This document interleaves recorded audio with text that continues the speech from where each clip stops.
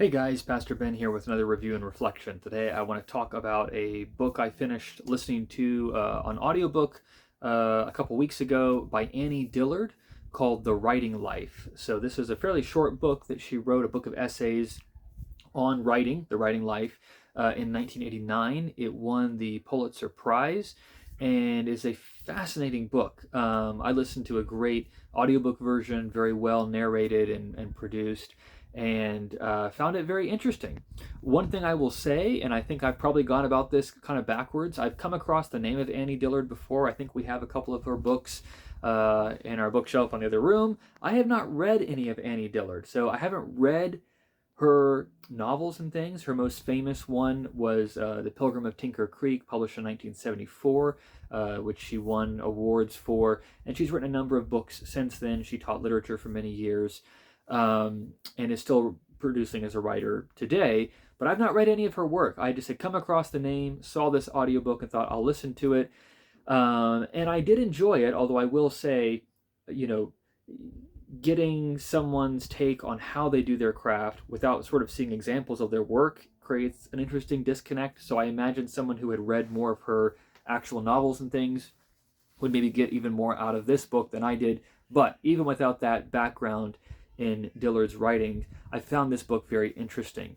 So what is this book? It is a collection of essays, in some ways very loosely organized. It's that are really kind of meditations on the life of a writer. And if you're thinking that this is a book that would kind of help inspire someone to write, you're wrong.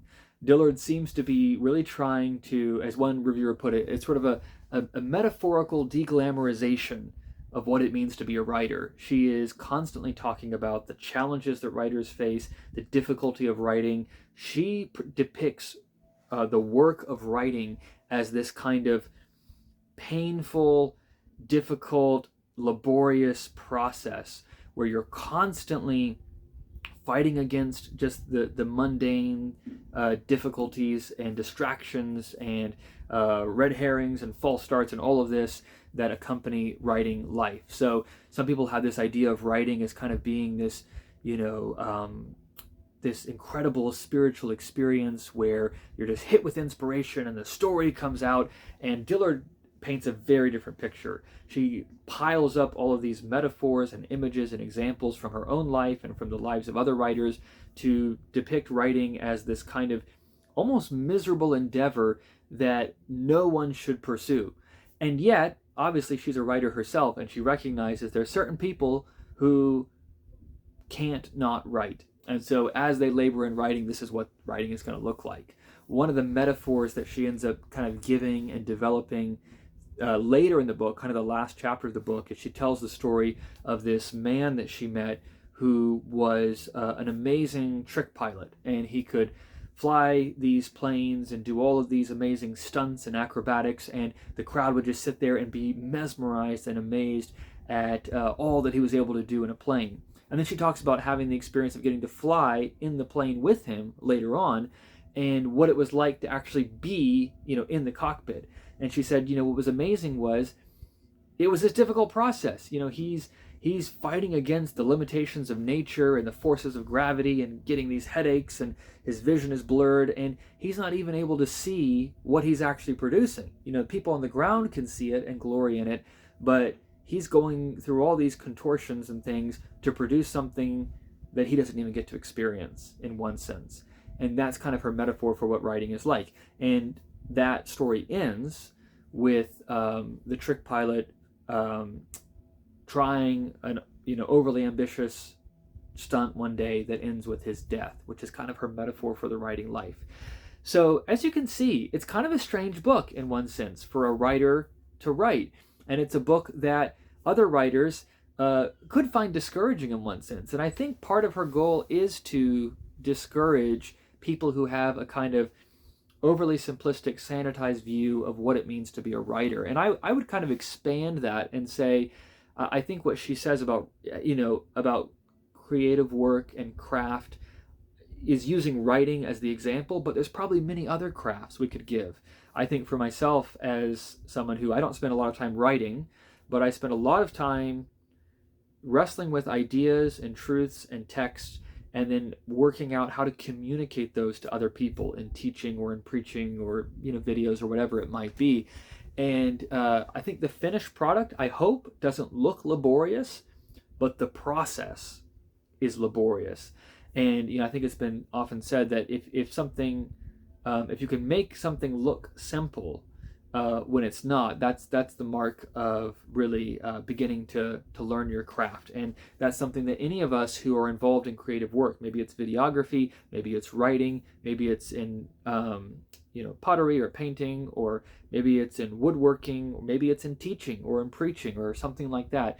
But whatever your craft is, learning to make the end process feel beautiful and effortless and inspired, when the process to get there is often difficult and challenging, is really at the heart often of what it means to pursue creativity. And I would argue that all of us are called to be creative in different ways.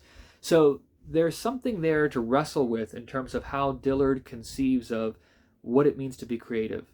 She talks about the writing life, but you could slot a lot of other crafts or creative endeavors into that and see it as an interesting kind of exploration of what it means to produce something that's beautiful, and doing it through travail and difficulty.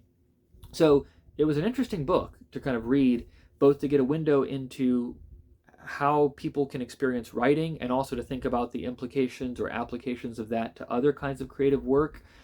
And Dillard writes beautifully. She piles up metaphors and examples and beautifully constructed sentences, and you can tell that she is doing exactly what she's describing, which is kind of laboriously refining and revisiting and rewriting her work to really get something that's beautiful. Dillard is often described as kind of a spiritual writer, and that comes out. She's not a Christian writer, although if you kind of read her biography, she grew up influenced by Christianity, and she flirted with different forms of Christianity at different points. She grew up in Presbyterian context, but she is a very diverse thinker, very much open to a broad set of influences. And I think that kind of waters down and dilutes her thinking and her work in certain ways. I'm not talking about her work as a whole. I haven't read it, but this work, I could sort of see that, where there are certain Christian ideas that come into play, but there are lots of other worldviews, religions, philosophies that come in as well.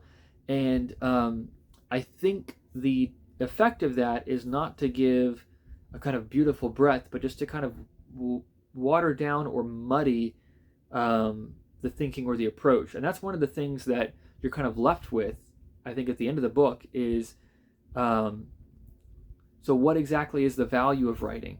And she kind of ends up saying, like, well, just some people will have to write, and it's almost just like something you've got to do. It's this kind of torturous process. But she has her eyes wide open about the difficulty of writing and how little writing is often recognized or appreciated by society. So she's kind of giving voice to, I think, a very romantic idea, in a sense, of the writer as the kind of tortured soul who's on the edges of society and not really understood by society, but they do it by this kind of inner compulsion. And of course, there are certain writers who write that way. There are certain people who engage in creative work that's how it comes out. But it was kind of sad to read. You kind of get the sense that there's a love-hate relationship that she has with the craft of writing, and that it's kind of something that she loves, but something that she hates, and something that she would remove herself from if she could, and would dissuade others from if she could, but she knows that she can't stop writing, and she knows that others will have to write, so she's just trying to kind of muddle through it. It's a very interesting process. Very different philosophy than Leaf by Niggle. You can go watch, I did a video review of that short story that Tolkien wrote not too long ago on my channel. You can find that. And Tolkien there likewise wrestles with the challenges and difficulties that come with creative work, and yet he ends up showing how how writers and creative people have to work in community, and how that's actually part of the process, not an interruption to the process, which is kind of how Dillard ends up presenting things. Sorry, I had a princess that had to come in and ask me a question. But Tolkien explores how community fits into that creative process, and he also shows in a Christian worldview, with a biblical theology, how our faithful labors, our struggle and our work, our niggling away at the projects and the process that God has given us has redemptive value in the end. So it was interesting to kind of put those two works, which are both reflections on the creative life and both reflections by writers, side by side, and just see how different it was. So Dillard's book is one that I think if you are engaged in creative work, especially if you're a writer, it would be worth reading. It'd be worth interacting with. But I wouldn't take it as Bible, both because I don't think it reflects the experience of every writer. I mean, you look at someone like a C.S. Lewis, and he writes with, he gets these kind of, lightning strikes of imagination, and he rattles off a Narnia book every year for 7 years. I mean, it's amazing. Some people write that way. But I think Dillard is kind of helping perhaps starry-eyed writers to see the real work that goes into the craft. And although she doesn't frame it this way, I think she gives voice to the fact that writers work in a field where there are thorns and thistles. We work in a fallen world. And it's not just the things outside of us, it's our own laziness, our own apathy, our own intellectual sloth, our own distraction, our own lack of inspiration that we have to strive against. The writer's work then is not so much striving against society. That's not really how she frames it, as much as it is a struggle against self or within self, with society being largely apathetic. So the writer is engaged in this kind of life or death struggle that no one else even notices. That's kind of Dillard's conception of things. And I think she's giving voice to an aspect of the writer's life. But as a Christian, I would definitely say, maybe after that, read Leaf by Niggle and get a broader view, a more eternity-shaped biblical view of how creative work and writing can be used. So a very interesting book, very beautiful book in many ways, but a very difficult book in other ways. So something worth reading, although I can't kind of give an unqualified endorsement of what she says, it's definitely worth engaging with. So if any of that sounds of interest to you, if you are a writer or you're engaged in creative work of some capacity, I think you would find Annie Dillard's book, The Writing Life, to be interesting and worth a read.